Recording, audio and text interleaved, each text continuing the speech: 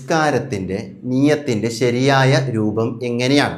ഈ വിഷയം ചർച്ച ചെയ്യാൻ വളരെ പ്രധാനപ്പെട്ട ഒരു കാരണമുണ്ട്. അതായത് നിയത്തിൽ അള്ളാഹു തആലക്ക് വേണ്ടി എന്ന് കരുതൽ, അദാ ഓ ഖദാ ഓ എന്ന് പ്രത്യേകം കരുതൽ, ഇവയൊക്കെ നിർബന്ധമാണോ എന്നുള്ളത് പലരുടെയും ഒരു സംശയമാണ്.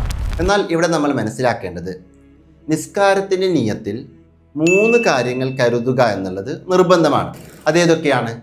ഞാൻ നിസ്കരിക്കുന്നു എന്ന് കരുതൽ, ഇന്ന് നിസ്കാരമാണെന്ന് കരുതൽ, അതേപോലെ ഫറലാണെങ്കിൽ ഫറലാണെന്ന് കരുതുക.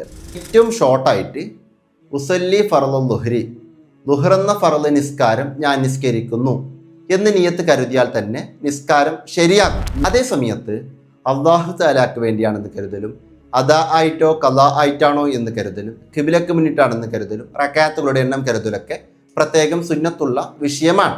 അപ്പോൾ നിസ്കാരത്തിൻ്റെ നിയത്തിൻ്റെ പൂർണ്ണമായ രൂപം ഉദാഹരണം പറയുകയാണെങ്കിൽ ളുഹ്റെന്ന 4 റക്അത്ത് ഫർദ് നിസ്കാരം ഖിബ്ലക്ക് മുന്നിട്ട് അദാ ആയി അല്ലാഹു തആലക്ക് വേണ്ടി ഞാൻ നിസ്കരിക്കുന്നു എന്നുള്ളതാണ്. ലി ഫർദുൽ ളുഹ്രി 4 റക്അത്തിൻ മുതവജ്ജിഹൻ ഇലൽ ഖിബ്ലത്തി ലില്ലാഹി തആല. ഇവിടെ നിയത്ത് കരുതുക എന്നുള്ളത് നിർബന്ധമാണ്. ആ കരുതുന്നതോടൊപ്പം വായ കൊണ്ട് പറയുക എന്നുള്ളത് നല്ലതാണ്.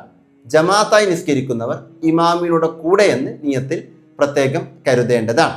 നിയത്ത് അറബിയിൽ തന്നെ ആകണം എന്ന് നിർബന്ധമില്ല, മലയാളത്തിൽ കരുതിയാലും ശരിയാകും. നമ്മുടെ കൂട്ടത്തിൽ ഒരുപാട് പേരുടെ സംശയമാണ്.